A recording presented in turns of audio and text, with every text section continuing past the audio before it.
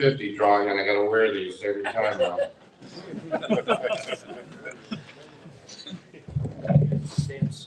All right. Well, it's my pleasure today to introduce our speaker, Doug Ute, former coach, teacher, athletic administrator, principal, and superintendent who spent 35 years in Ohio schools and was named executive director of the Ohio High School Athletic Association on September 8th of 2020. He's the OHSAA's 11th director in a 117-year history. Highlights of Doug's tenure at the OHSAA include added participation opportunities for student athletes, streamlined technology solutions for school administrators and officials, enhanced mental health training for coaches, increased financial support for schools, and emphasis on sportsmanship across the high school athletics landscape. Doug led the OHSAA's adoption of girls wrestling and boys volleyball as sanctioned sports, which began in the 2022-2023 school year, and the association's support for a pair of non-sanctioned partner sports in spirit and esports. In addressing the statewide shortage of sports officials, Doug developed an OHSAA partnership with RefReps to move the classroom curriculum for new officials to a more convenient online platform. Along with his duties as executive director, Ute serves as the OHSAA sports administrator for girls and boys basketball, directly overseeing the coordination of the regional and state tournaments in both those sports. Doug joined the OHSAA near the height of the COVID-19 pandemic and guided the organization through an ever-changing pandemic environment. Under his leadership, the OHSAA was able to navigate financial, attendance, and facility availability restrictions in order to compete all of its state tournament events during the 2021 school year. Ute was a school superintendent for 20 years, 9 years at Marion Elgin local schools, and 11 years at Newark City schools. Ute was a standout student athlete at Clear Fork High School, graduating in 1980, and played basketball at Ashland University, where he led the team in assists all 4 years and left as the school's career assist leader. He earned a bachelor's degree in business administration and marketing and would later return to Ashland to earn a master's degree in school administration, a graduate teaching degree in business, and a principal's license and a superintendent's license. Pretty darn well qualified, if you ask me. Doug and his wife, Corey, have 4 children and now 10 grandchildren. He just informed me that that number went up. Please give a big Hall of Fame Luncheon Club welcome to the OHSAA Executive Director, Doug Ute.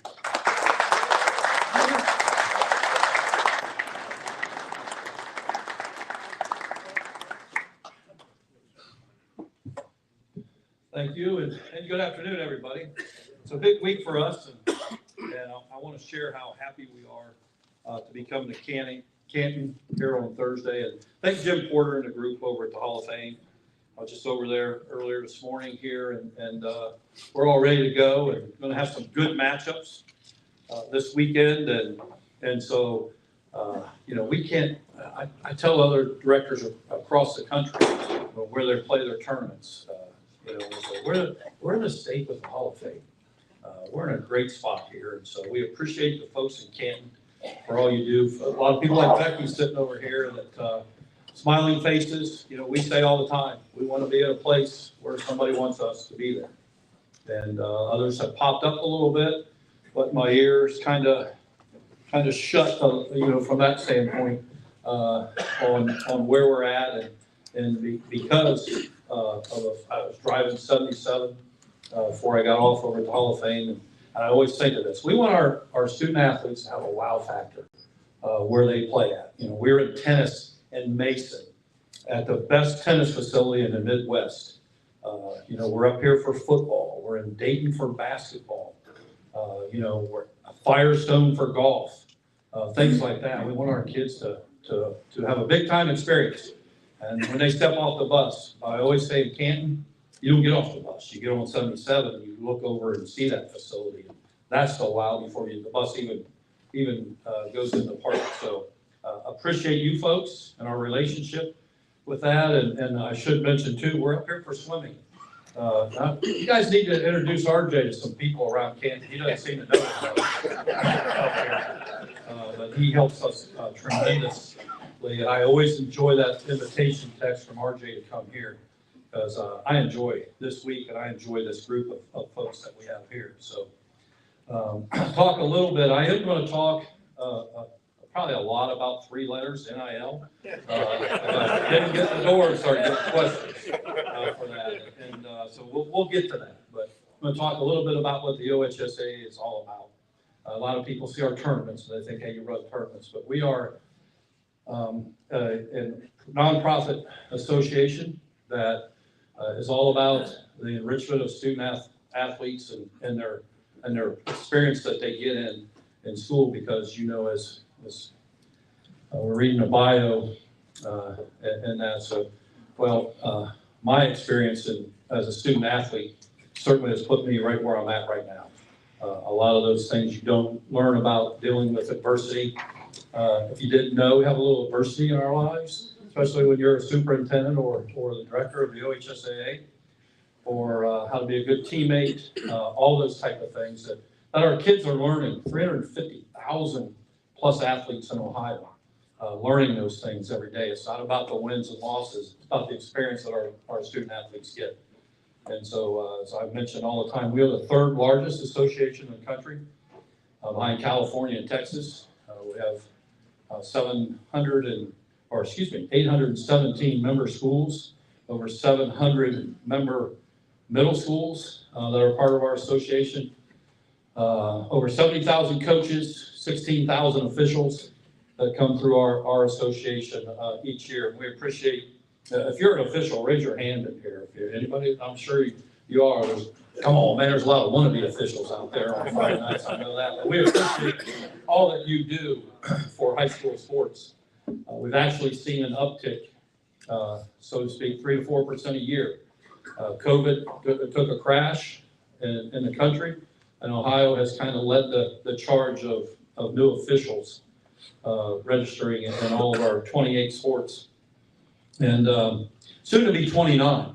And we appreciate Jim and his staff at the Hall of Fame and their help with the NFL and the Browns and Bengals to bring girls flag football. And think about this comment that the director of California told me. So they have 1,600 member high schools. I'm not sure how many of those are football members, but a good number. In 5 years, he said the girls flag football will have more teams in California than the boys have tackle football. And think about that. And so it's starting to grow here a little bit with the push for the Browns and Bengals. We call our S-curve, our Division 1s and 2s, Cleveland, Columbus, and Cincinnati. That's where our big schools are at. And of course, with the Browns and Bengals and their push, along with our association now, that number is growing. And so we're thrilled about that. We're just trying to figure out how we don't interrupt other sports and take athletes away from softball or track and field. And so where can we put that sport that gives those young ladies that opportunity? And I know we got a board member from Canton. Where's he at? It's all in there. Somewhere, but oh yeah, right there. And I enjoyed your young ladies in July, right up the road here.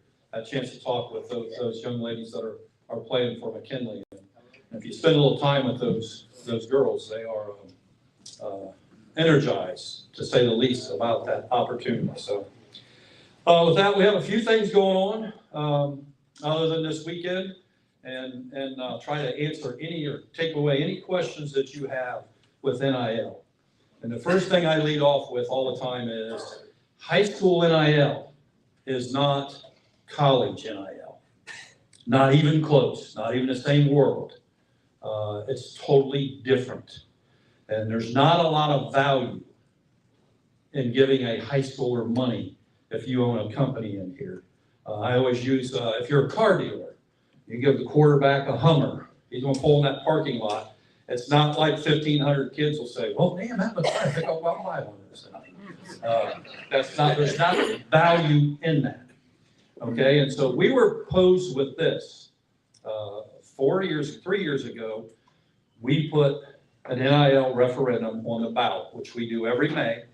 Our referendum items, we are a member-driven association.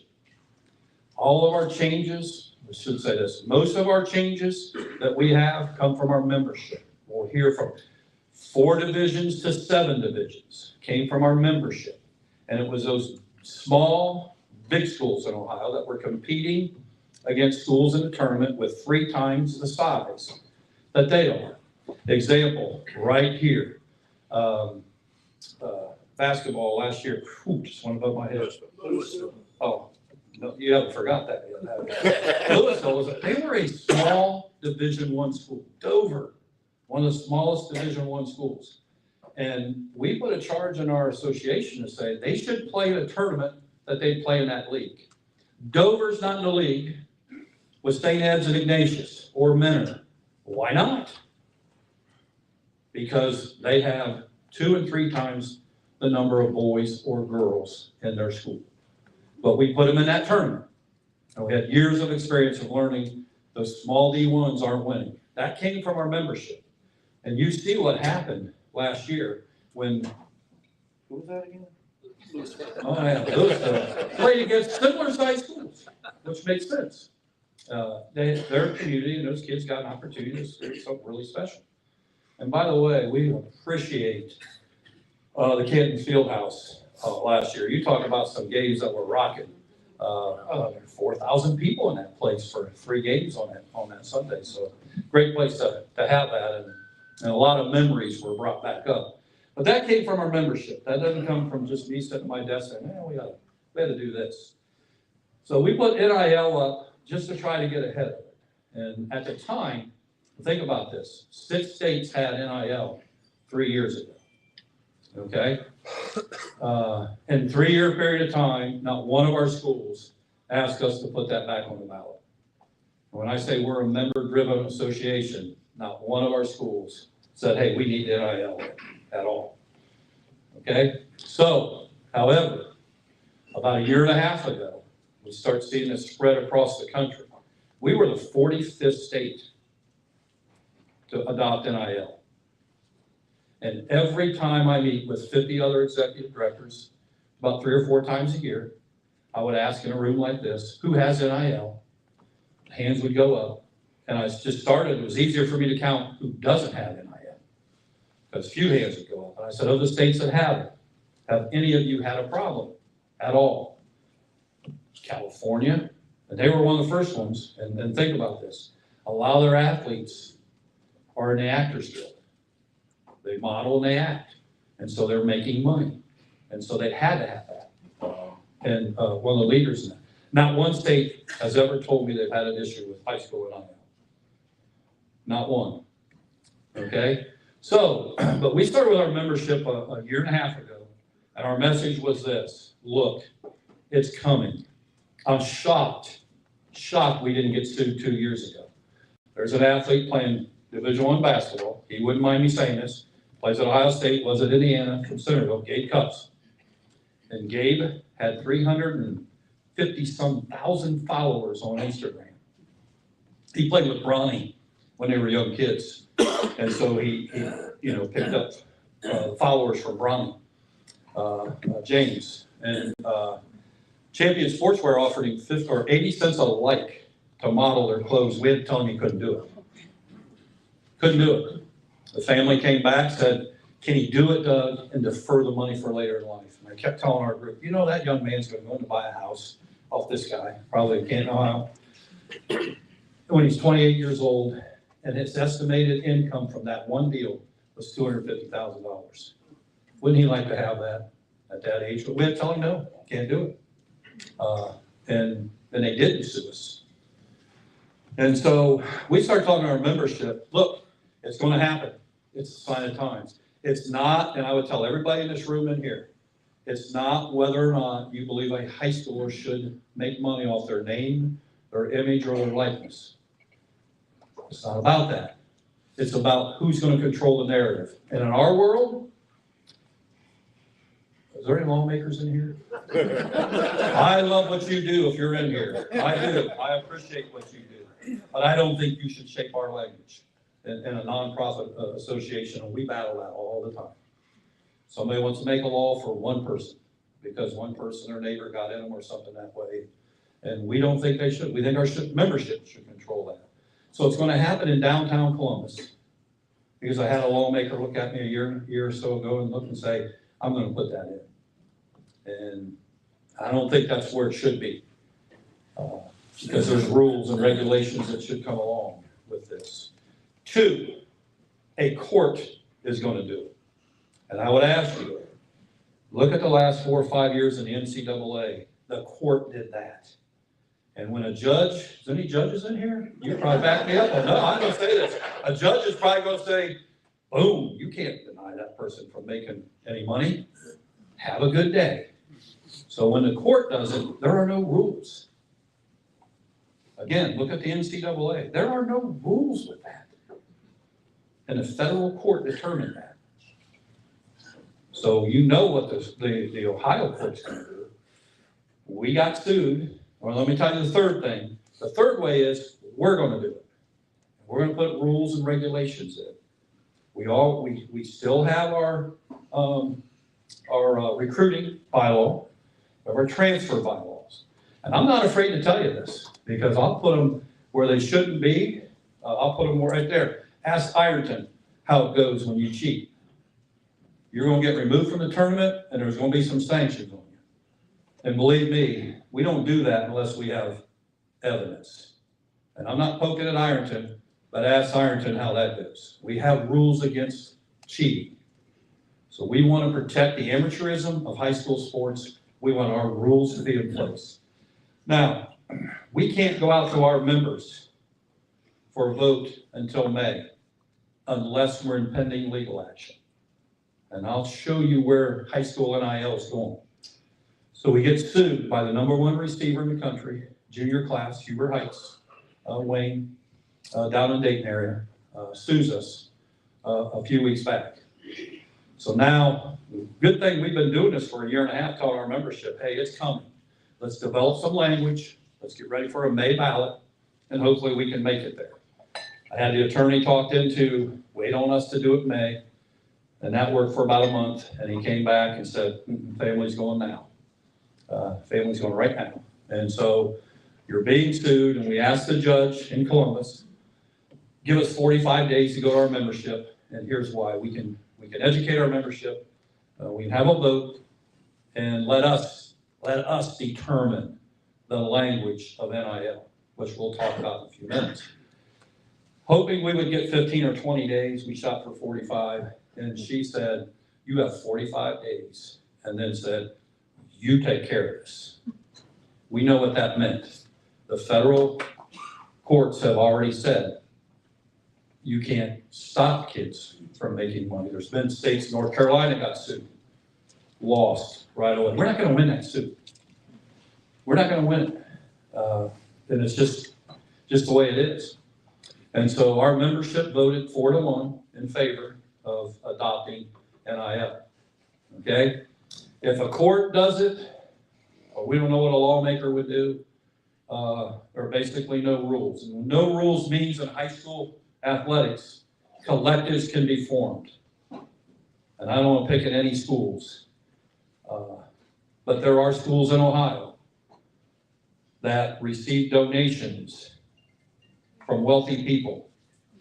And if they formed a collective, NCAA style, you know what Ohio State does?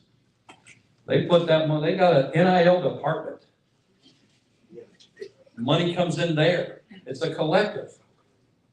And then they determine, that department determines. I'm sure Ryan Day has a little say in it, but they like to say, one of their assistants told me last year, we don't know who's getting what. And I said, I call bullshit on that. I know better than that. Excuse my language, but that's exactly what I said. You know what number 4 is getting. That's a collective. If the court does that, we can't stop that. In high school, a school could get donors who give them money already and steer it towards athletics. And how that could be dangerous for us is, if my son's the #1 quarterback in the Canton area in 8th grade, and I know that school XYZ, his quarterback's getting $25,000 from that collective, where do you think my son's going to go? Because one thing I learned about NIL, everybody's against it until you say, what would you say if your child had an opportunity? Because I did this to my neighbor. He came across the street about the 3rd time he did it. I've lived by him 33 years, great relationship. And we talk sports a lot. And he came across, I don't know about this NIL. Well, Schultze, here's the way I'll tell you this. Your daughter was a first-team All-Ohio setter out here. So what you're telling me is if a company came that has a training ball for setters and said, I want to give your daughter $15,000 to go online and talk about how great this ball is, you're going to say, no, I don't believe in NIL. And he said, well, you got a point there.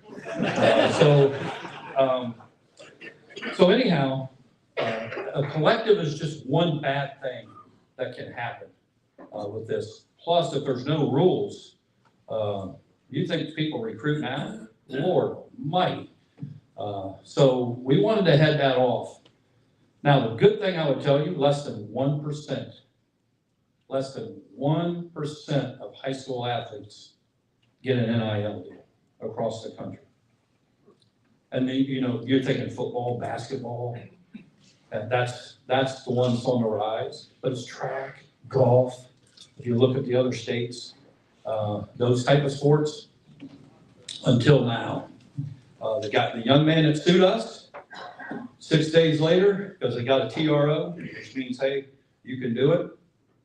6 days later, had $200,000 put in a bank account from a trading card company. Same trading card company that gave Chris Henry, #1 receiver in the country in California, a deal. And if you don't know where he's recruited, they just beat Michigan's tail over the weekend. That's where high school NIL is going, to those type 5-star, best at their position, and it's going to be used for recruiting. I'm a big Buckeye fan, and I'm going to pick on Ryan Day. But if I'm going to write a $200,000 check to Ohio State for NIL, I don't care if I write it to Ohio State or you tell me to write this young kid, I'll write to that young kid. Here's $200,000. And by the way, that came from Ryan. That's where high school NIL is going. This is what I heard, is that USC jumped out of the gate, and this came from a athletic director. They don't call themselves that anymore, whatever they are, at a very, very major university in this country. Told me USC is kicking everybody's tail. They figured it out. They're giving they're steering money to high school athletes for NIL, and that athlete knows exactly where that money came from to keep the other people away. That's high school NIL. And we've got one deal in Ohio right now, and it's that young man. And I'm not saying he should get it or shouldn't get it. I appreciate the fact they're not giving him $200,000 and say, see you in 2 years when you're a freshman. They have financial people. The last thing they want is to give a junior in high school $200,000 and then have him sit in your locker room a year and a half later, owing the IRS in the state of Ohio and having no money left. That boy's not going to catch a lot of passes probably with that on his mind. So they're providing the financial service that goes along with it. And so that's kind of how we got to the point we are right now. Again, we told if we're not getting sued and we don't spread that message, it doesn't pass. It probably fails 4-1. It's not a popular thing with our membership. But we know we want to control the language and the narrative because we think we should. So with that, any time during this thing, yep, got a question already, yep. Carefully listen to what you were sharing with everyone. I couldn't help but to think, you said there's one right now just starting with us. I kind of, maybe it's just me, but I kind of see for those especially that were not public instruction and they're more parochial, getting more opportunities to get NIL because there's more superstars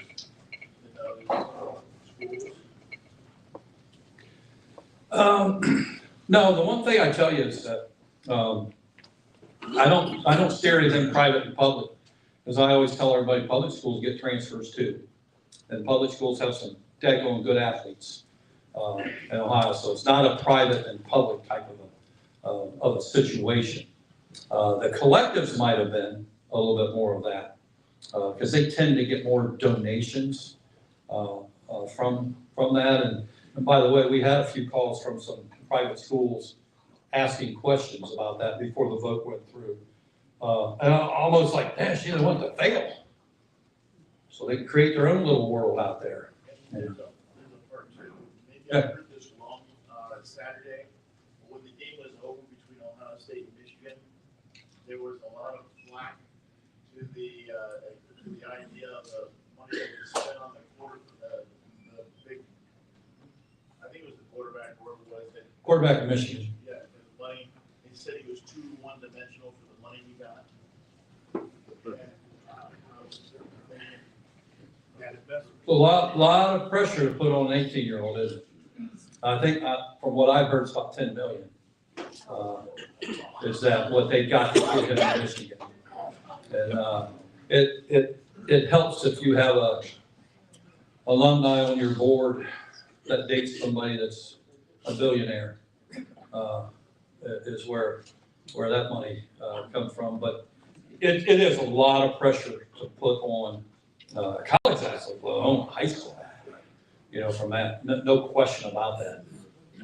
There's no question, but, I guess, if you think about, and I'm not trying to say you should believe in it, you shouldn't believe in it, or something that way, but we live in a world that, with the social media, that kids, pound the drums and they get a lot of followers, and I don't really understand that world, but they make money from that.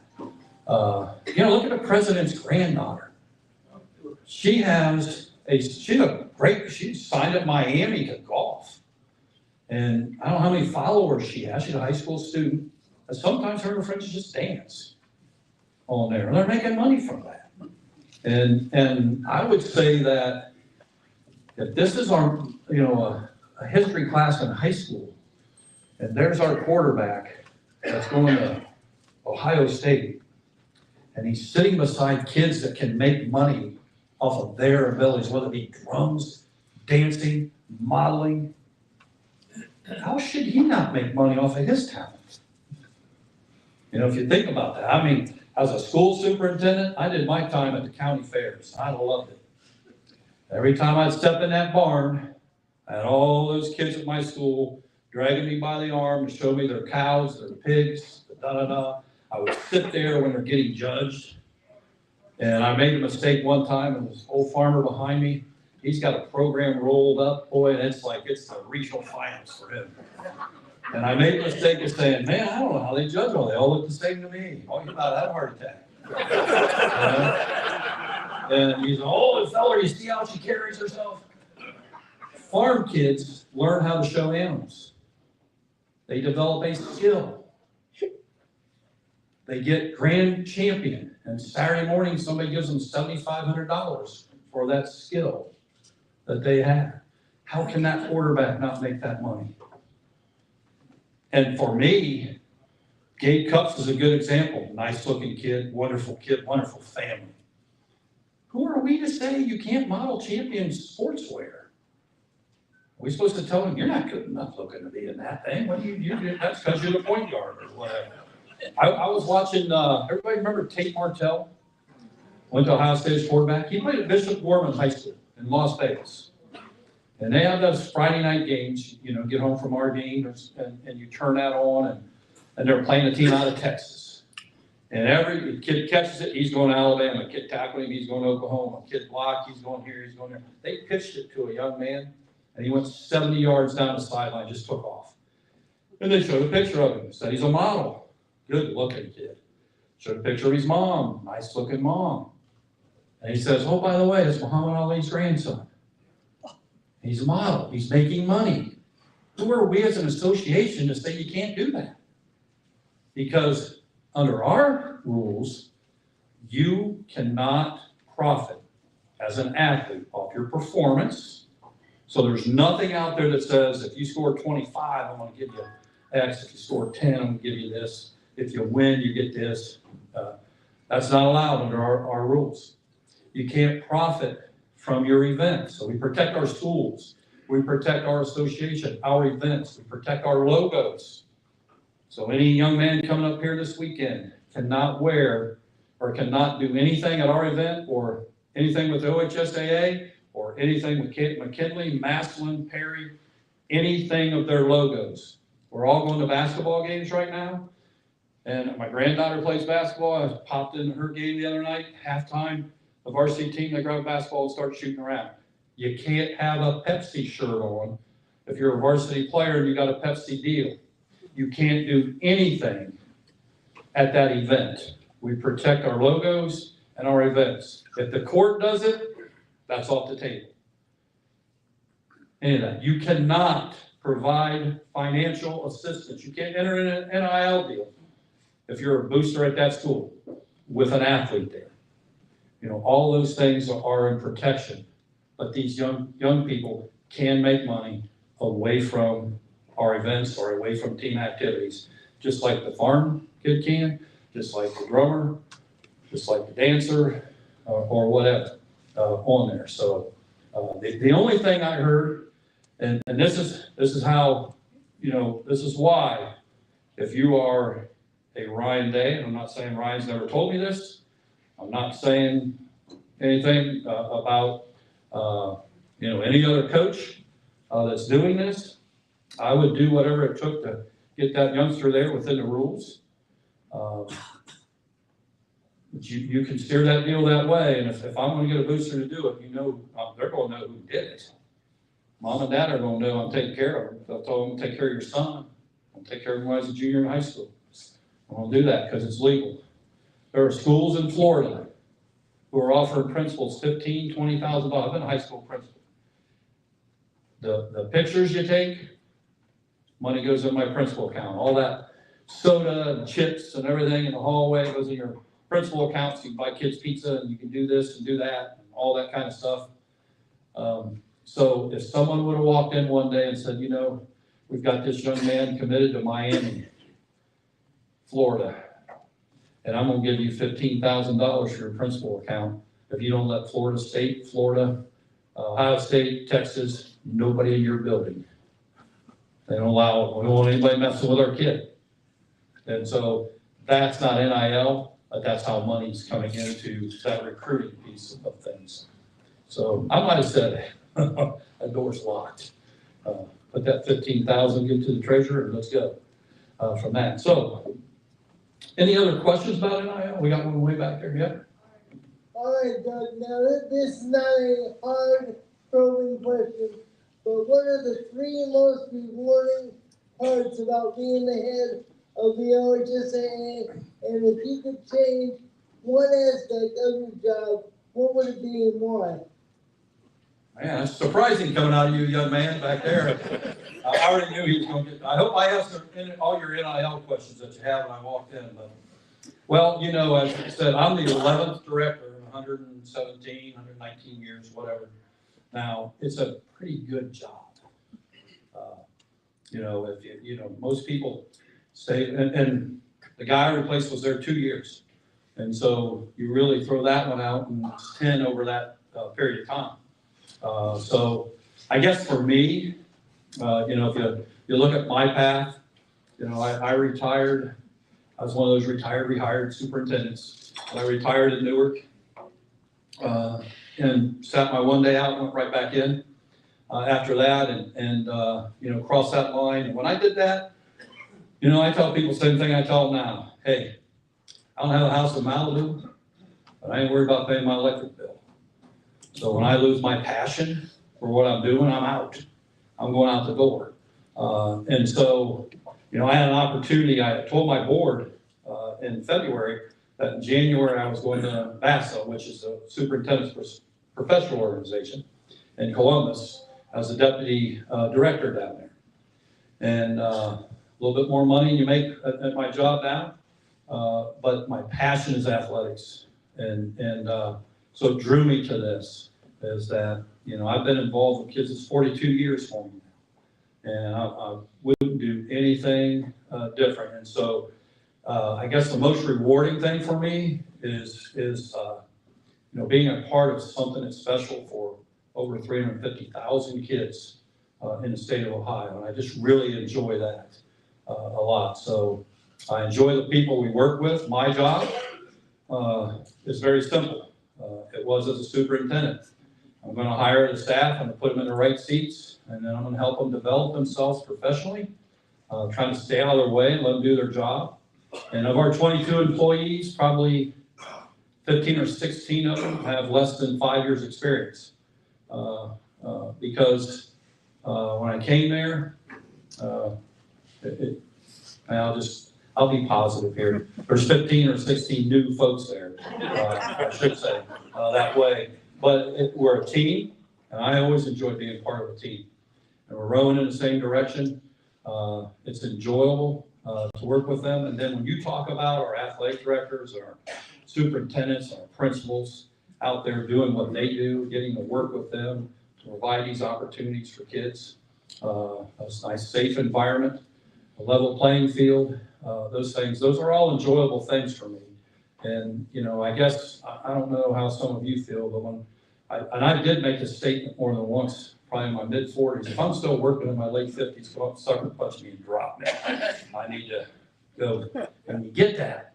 It's like, it's fun doing something that's not for the money. It's just something that you enjoy doing. And I don't want to sound odd that way and say, I don't feel like I have a job. I just have a passion for what I do, and it's very enjoyable. And coming to places like this and meeting a lot of you folks, life doesn't get any better for me that way. Would you say one thing I'd change? Yeah, one thing you would change. Oh, well, we had this chat up here before. I remember my first year at the OHSA, a reporter said, well, Doug, you seen online what they're saying about COVID? It's COVID-related something. I said, nope, I don't read anything online. I didn't operate a school based by what somebody's saying online, and I'm not going to run this thing that way. People are mean, very mean, and it's usually those ones, they stay in their basements and their jammies all day and yell mob meatloaf off the movie line. They're mean. People are mean. I don't care if you get mean to me because I don't know you, so I really don't care. But don't get mean to kids, and I would change that because I think online sometimes they get personal, and there's no. I loved Ohio State beating Michigan, but you know what I really love is the way Ryan Day conducted himself after the game. He's going to win with humility, and when we get to a point where we're protecting our turf. I was on a call today, coming up, I won't tell you what state. But we meet every Thursday morning, and I did it in the car today, just driving up. There's a state that had a football team beat another team. And on social media, they all have handfuls, they cut the turf, and their coach had it too, in his hand. And they had that in their hand. And when you see what happened Saturday, all that stuff that happens, kids see that stuff, that's not great. And I cannot imagine being a superintendent in that district, looking at my football coach saying, we gotta returf that thing and it's gonna cost us what? Ooh. No, but that's what kids do, what they see. But I really enjoyed how Ryan handled his team. And I'm not saying Michigan did a good job too. Their coach, I saw him, get to the locker room type of thing. So we need more of that kind of stuff. Over the last several years, I know there's been. Wait for microphone. At Benson Stadium, what opportunities or what future opportunities can there be for the Hopkins Association and the Canton area again in the future? Well, Jim Porter and I think your question was about staying here and stuff. But Jim and his staff, particularly Jim and I, have a lot of conversation. about what we can do to enhance the event up here. And I'm telling you, Jim Porter is a good guy. He's done a great job with that hall, and he is committed to keeping us here. And you know, it's interesting. I don't know if we'll ever take a break, so to speak, like we did in a few years back. I don't know if we'll do that. I know there's a strong interest from somebody who's very influential at Ohio State to make sure those kids run down that tunnel. But, you know, for us, this is a major league experience, and I focus back on the Canton, the Massillon and Hoban game 2 years ago. 17,000 seat place or whatever. There's 15,000 people in there. And I always think of Joe Burrow bringing 12,000 to the shoe. And I saw that game. It seemed empty. It was that's one thing with Ohio State in basketball. You know, my goodness sakes, they put 9,000 or 10,000 people in there. It seems like a daggone funeral. 22,000 seat place. And we're only bringing 4,000 or 5,000. You know that, but so you know, we'll always talk to others and listen. But I can assure you that Jim and his group's doing everything they can to make sure it's a great experience. And then swimming and diving, we don't even look, RJ. You know. Back to the back. Sorry. I go back to the days when Claire Mascaro was commissioner. In the playoffs, it was only like a semifinal and a final. Today, there's teams that are like 1-9 playing an undefeated team. It seems so unfair that they're going to get pummeled, no question about it. It seems like the playoffs are diluted to the point where you don't have a chance, even though you're in the playoffs. It's kind of a bad situation, I think. But those teams, they're done. Yeah. Yeah, well, chance of reducing the amount of games? we just did. We went from 16 to 12.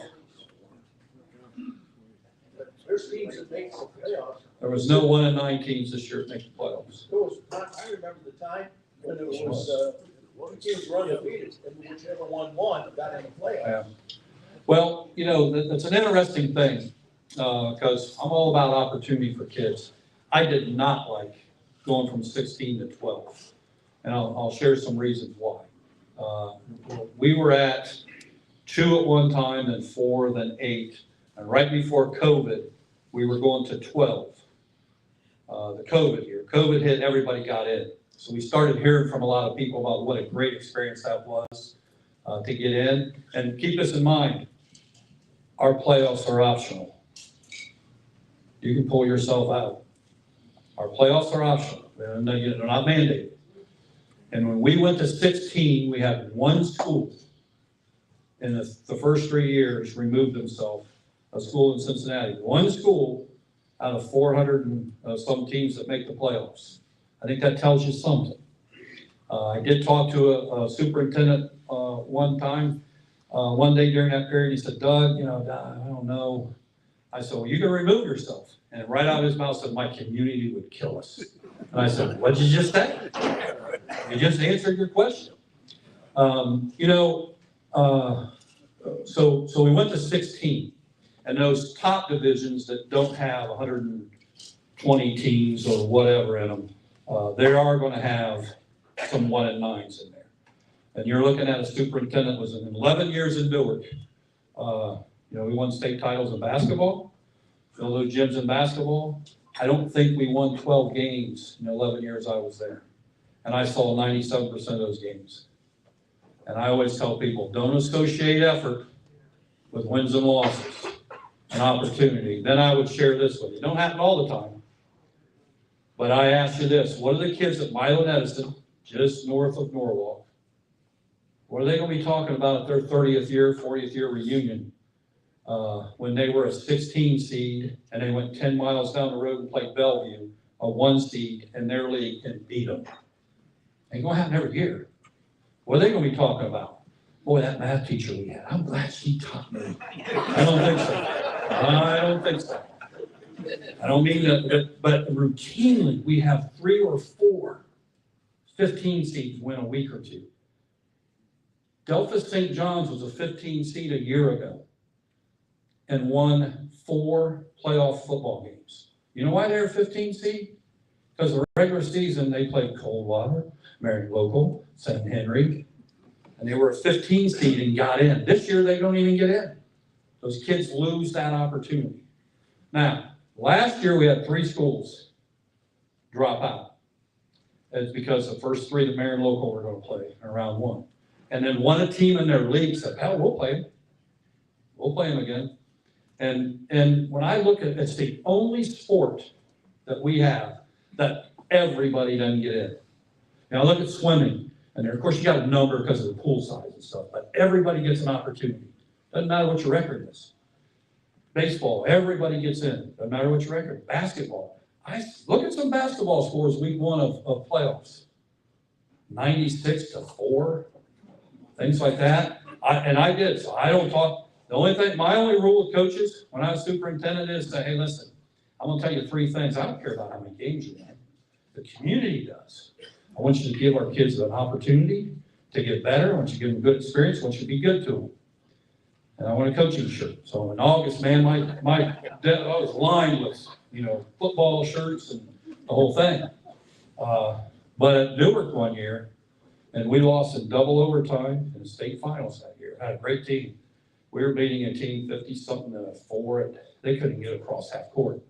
Coach walked by, and I said, hey, and he looked at me, and I said, we don't want to leave Sports Center off tomorrow morning, buddy. That's the only time I say anything to a coach that way.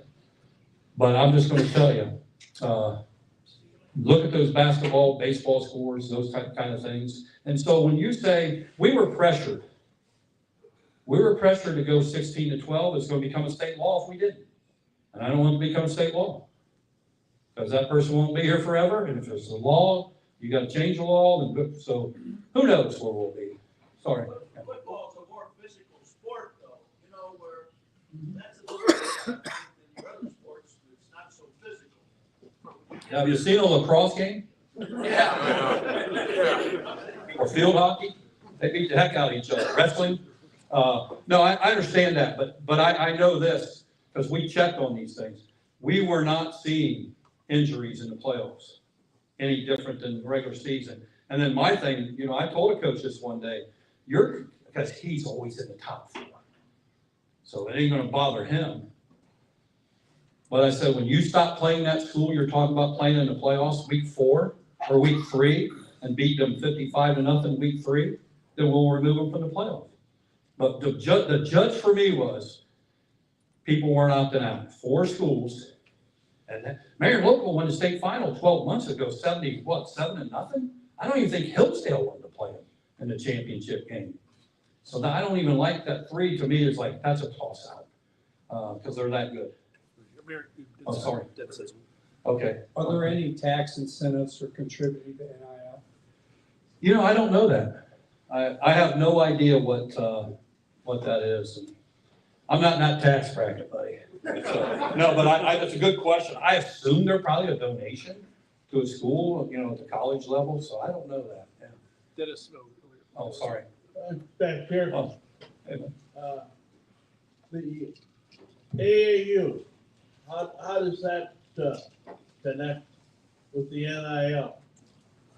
As far as high school players in the summertime? Yeah, I don't know that.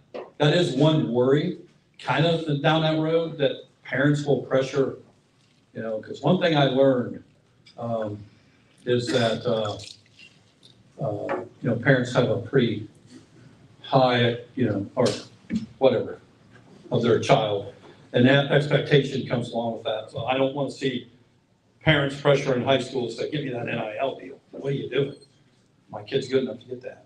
Dennis, And an off note, what about some of the incidents lately in the state of Ohio concerning the hazing, harassment, and Terrible. bullying of how can you guys get involved with that? Well, we are involved in a bad way with Youngstown Ursuline. I mean, let's just throw that out there. You got to rely on your coaches, number one, your administrators, to make sure that your kids are safe in a safe environment. And I can't imagine, being a former school administrator, can't imagine doing anything but that. And so that really lies on our schools that way. We became involved because we have a rule that says you can't play for two teams in the same sports season. And some of those young men played football the first 2 weeks, and then they, everybody started canceling them, and they canceled their season. So those young men were just out in the cold with no option to go play elsewhere. And so that's when we get involved. And that's what our membership wants. And so we protected that, and it did hold up in the court. But I do feel bad for somebody who had nothing to do with that incident. Quite here in the back. Oh, yeah. I was wondering, I was in education for many years, coached, did with everything involved in sports. What is the road to the OHSAA as far as becoming an OHSAA rep? And that was, to me, was like the holy grail. You get the job that you're doing or with your group. That's what that's where you like to wind up. What are you looking for as far as a rep for your group, OHSAA? Well, we're governed by our membership, but governed just like the towns, cities you live in. So we have 6 regions in Ohio. We're sitting in the northeast region, just below us here's the east, obviously, but not too far down the road. And so our Constitution has equal representation of big, small schools, middle school, ethnic minority in each region. And they're elected by their peers. And so to 6-year terms. Off of those district boards, we have 9 members that join our state board with a 3-year term. And so it's, again, our state board is equally represented by big and small schools, middle school, female, ethnic minority in that. And so, but they're elected by their peers. Was that your question or? Yeah, that's good. I mean, the thing is, you go, well, I'd like to eventually wind up there. Maybe there's a possibility that I could work with that group. I mean, Oh, I see. I'm not saying mine was the right path, but I was elected by my peers in the central district to represent them at Elgin. And then when I went to Newark, I became the secretary of the district board. So I had 16 years of experience on that district board. So that when I got a call about this, that along with, me painting the football field, changing the lights in the gym, mopping the floor, all those things you do as a young 20-some-year-old in there, and building my way up through AD, principal, superintendent, and that experience on the district board probably didn't hurt me from that standpoint. Yeah. One last question back here. Okay.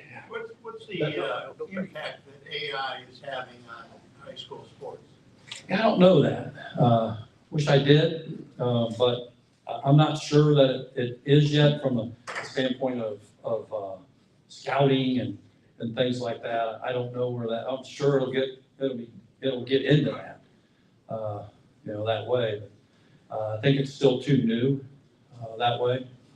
Sometimes I plug a question in and change some words to sound a little dumber than AI, and then send it out. That's my experience with that. Because look at me. Doug, I'm a current high school official. Will the OHSAA start being more proactive with host schools at competitions for their fan behavior? Worked at a school this fall where the announcer actually made announcements when fans started getting a little bit more aggressive towards players or officials. And they kind of shut it down. It was nice that we didn't, as an official, have to stop the match to have somebody address it. Yeah, we've been working on that. So we go around twice a year to our regions, our districts, 6 of them in the fall, 6 in the spring. And I spend a slide or 2 talking about fan behavior and expectations. And thank you for officiating, by the way.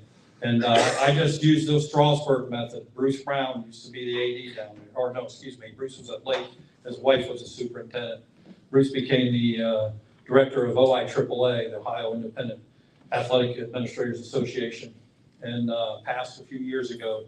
But Bruce got bored. And so at Strasburg High School, he asked them, and they said yes. He took care of the officials.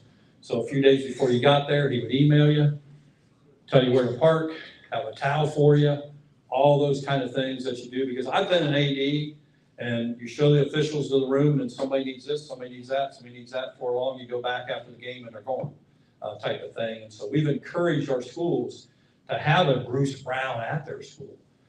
We talked to them about, where do you park the umpires?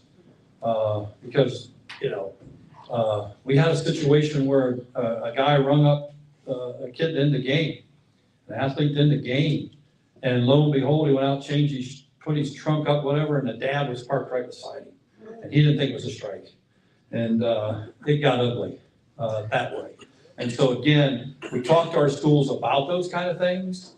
I was on the phone on the way up with a couple of our staff members about a school. I said, man, it just seems like they've been involved in a lot of things. So on the way home, we called our AD, have a little conversation about behavior and those type of things.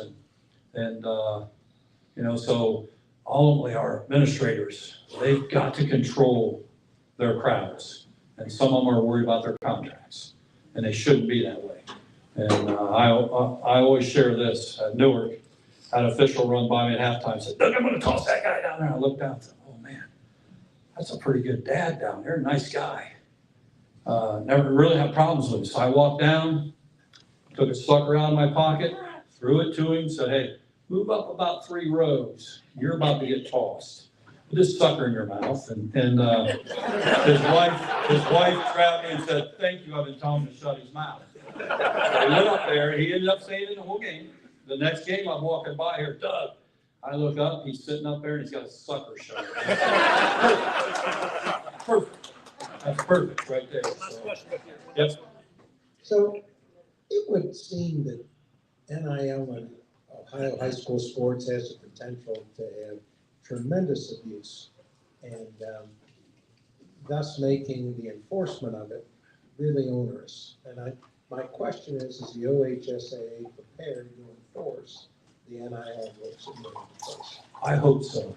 But you're exactly right. When there's money like that, bad things can happen. And so, it's just another policy that we have, that we're already enforcing our policies. And again, we don't catch everybody, that are breaking our rules. But when we do, there'll be punishment. And again, I'll take this opportunity. Ironton and Wheelersburg, week 6, had a heck of a game. That was a regional final game. I feel bad for some of the kids in Ironton because their coach didn't follow the rules. And when we catch you, you won't be playing in our tournaments. And you shouldn't be coaching, from my standpoint, that way. And that's all I can say is that if we catch someone breaking those rules, every season there are kids living in apartments. Are you really living there?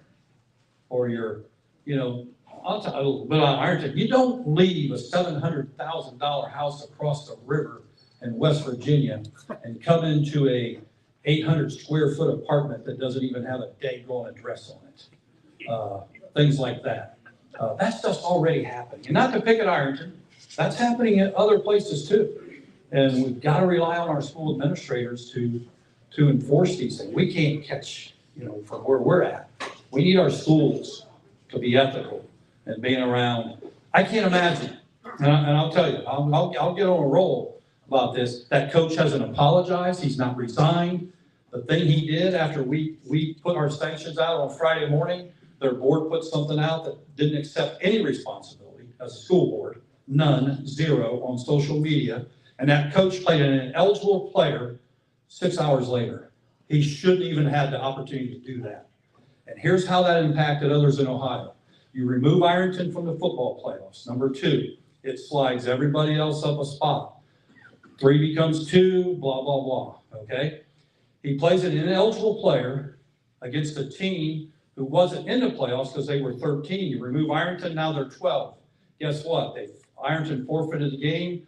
Portsmouth got all the points. They moved up to number 5.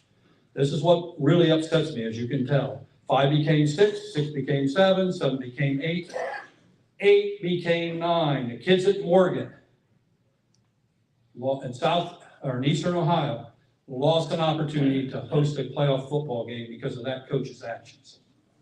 Now, thank goodness they went down and won, but they lost an opportunity. Their boosters lost an opportunity to make money on popcorn and hot dogs and parking. And the kids lost an opportunity to host a game. There's a difference, people, with hosting and getting on, and that school incurred costs, busing costs to go down, all those things because of their actions. You think I'm a little bit fired up about it? I am really fired up about it. That's not right. So, that's a good question, and I hope that we're not talking 4 years from now about all the problems that we have. So as you guys get up and go, I want to thank you for inviting me up here, but thank you to Canton for swimming, for football, and all that you do. It's a great place, so have a good weekend.